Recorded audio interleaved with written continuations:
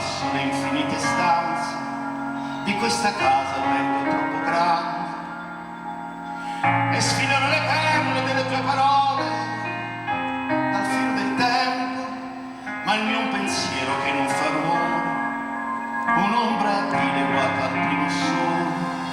E tu mi rivolgi una voce di schiena, chiedi un futuro che valga la pena, ma posso darti solo questo istante e il passo del mio cuore dilettante.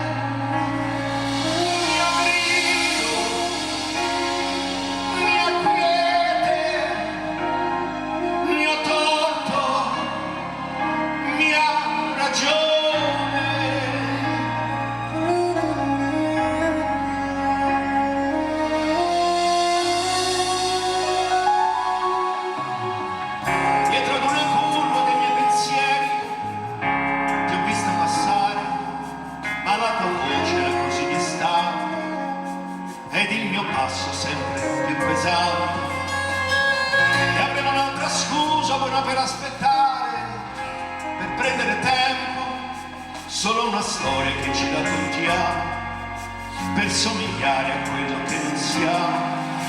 E tu, la stessa faccia, l'identica scena, chiedi un domani che valga la pena e una carezza che non sia tu, ma ho solamente una risposta a noi.